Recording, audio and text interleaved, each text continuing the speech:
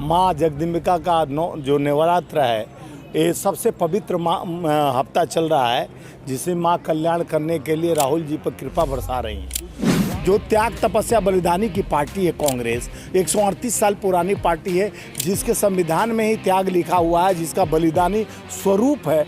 यहाँ जो जुमलों की बरसात धोखों से बना रही है सरकार, आज विदाई का समय आ गया है के माध्यम से आज भी भविष्यवाणी कर रहा हूँ।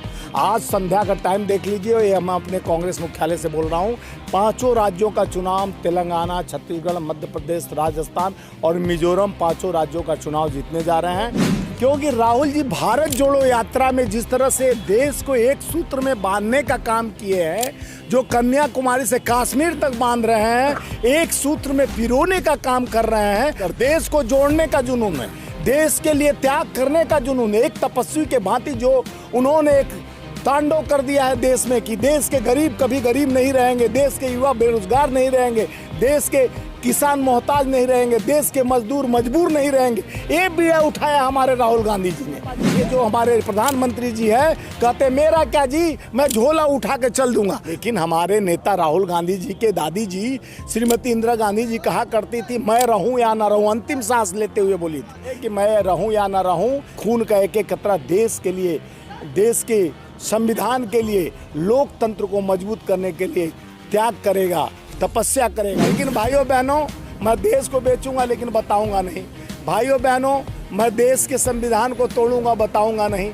मैं लोकतंत्र को जिस तरह से बदहाल करूंगा, बताऊंगा नहीं। अब युवा जान गए, सच्चाई छुप नहीं सकती बनावट के असूलों से, खुशबू आ नहीं सकती नकली चेहरों नकली फूलों से। एक कमल का फूल अब कीचड़ में थूक चुका है। अब संघर्षों के उस साया में असली आज़ादी पलती है।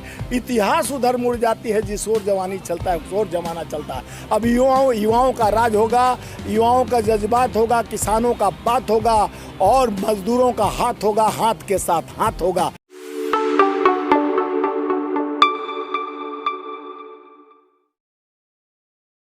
स्वामी जी, इंडिया तो जीत गई है, तो मैं आप जीतेंगे? देखिए, इंडिया जीत गई। आपको बोला था उस दिन आप लोगों को जोश के साथ कि स्वामीनाथ जायसवाल का ये बात है, लिख लो। राहुल तुला राशि वाले, अब तो बहुत बढ़िया दिन चल रहा है। सर्व मंगल मांगल्ये शिवे सर्वार्थ साधिके शरण्य गौरी नारायणी नमोस्तुते।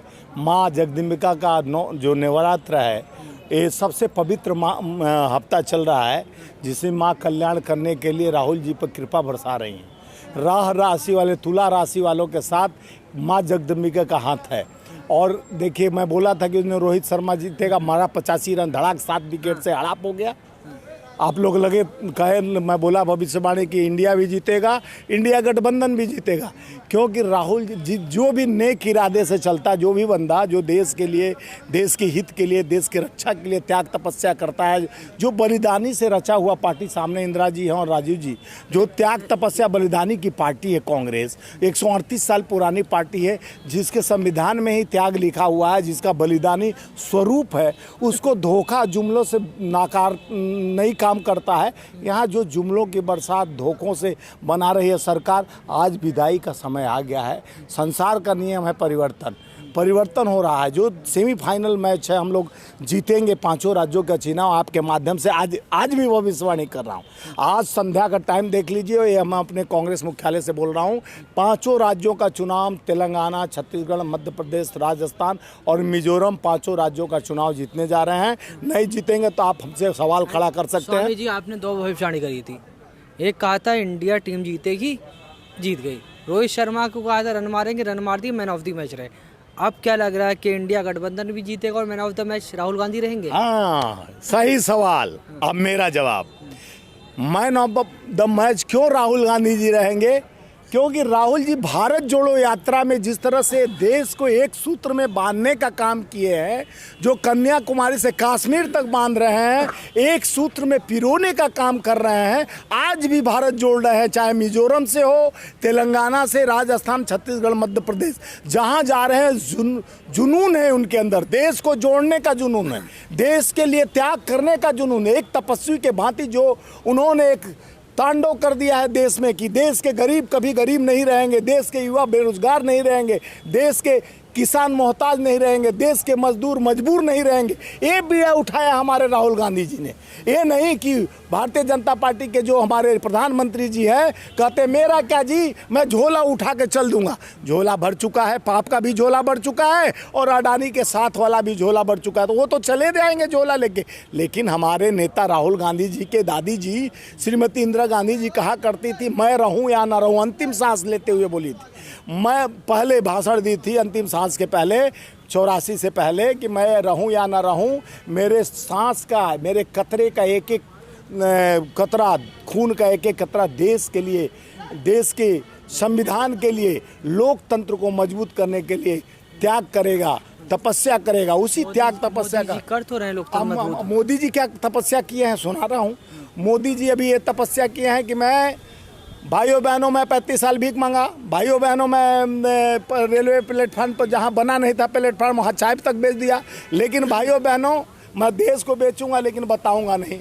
भाइयों बहनों मैं देश के संविधान को तोड़ूंगा, बताऊंगा नहीं। मैं लोकतंत्र को जिस तरह से बदहाल करूंगा, बताऊंगा नहीं।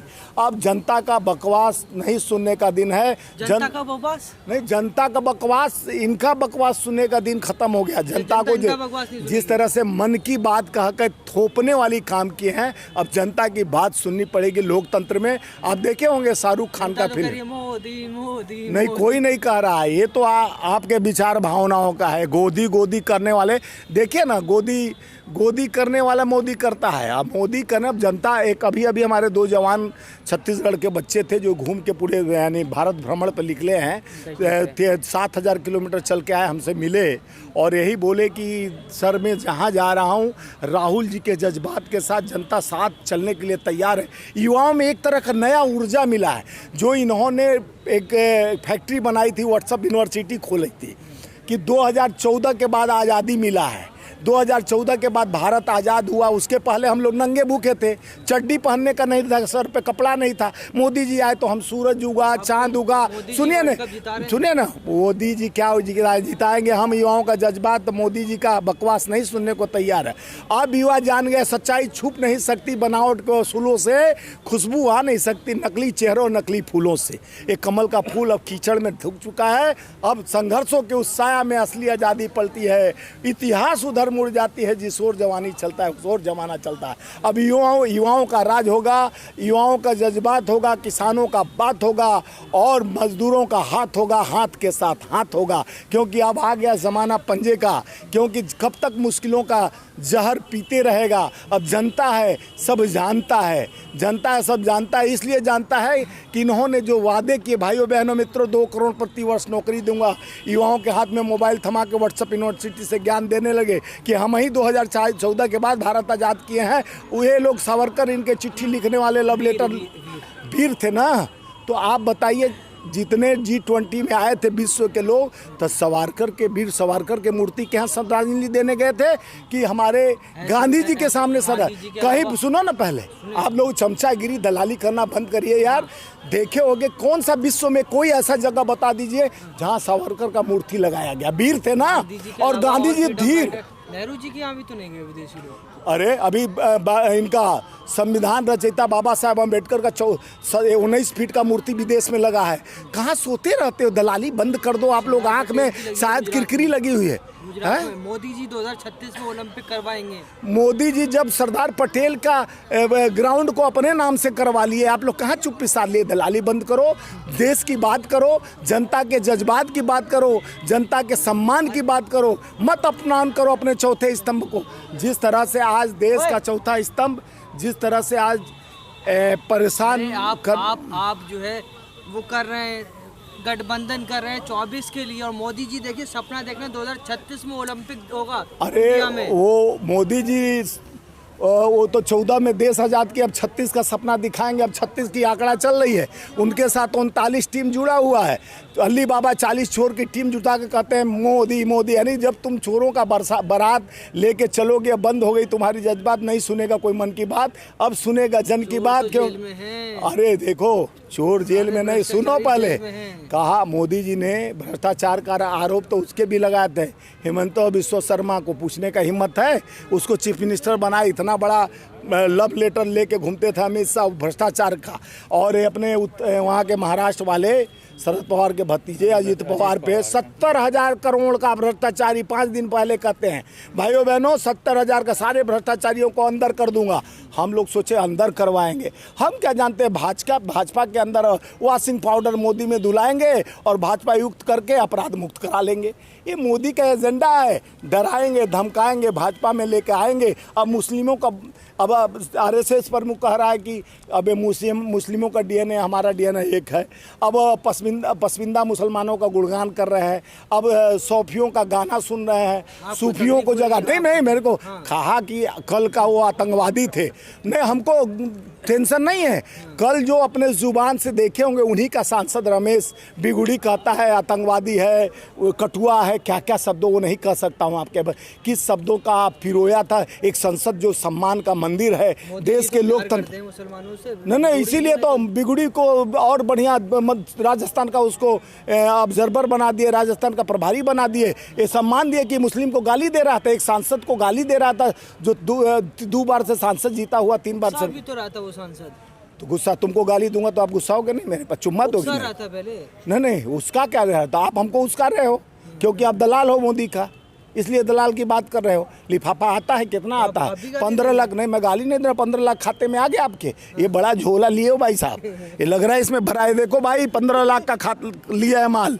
ऐसे ऐसे पत्रकार हैं गोदी मीडिया में जो पैसा लेकर और मोदी का गुणगान करते हैं। अरे देश की बात करो, देश की जज्बात की बात, युवाओं का साथ दो, किसानों का बात करो। जो किसानों को 700 शहादत, 750 किसान के शहादत के बाद डबल MSP की बात करने वाली सरकार निकम्मी और बेहरत सरकार, जो देश के आन बान शान किसान का बात नहीं किया, युवाओं का साथ कहने के बाद युवाओं को 2 करोड़ नौकरी का बात करके आज 22 करोड़ युवा, मोदी जी रोजगार कहाँ कहाँ है। पकौड़े आप लोग भी तो अपना अपना लेम्प लेके घूम रहे हो, यही रोजगार रह गया है। देश के पढ़े लिए MA PhD करके बेचारा ऑटो रिक्शा चलाता है। शर्म आनी चाहिए देश में। 81 करोड़ लोग को आप कहते हो फ्री का राशन, फ्री का नहीं चाहिए। कर्मण्य से वाधिके मां फलेषु कदाचनम, एक कर्मों का देश है, कर्म प्रधान है। नहीं, कांग्रेस ऐसे भीख नहीं, वो कहती नहीं थी। हमारे टैक्स का पैसा, आम का पैसा, जनता का पैसा को लगता है अपने बाप के घर से लाते हैं और फ्री में दे देते हैं।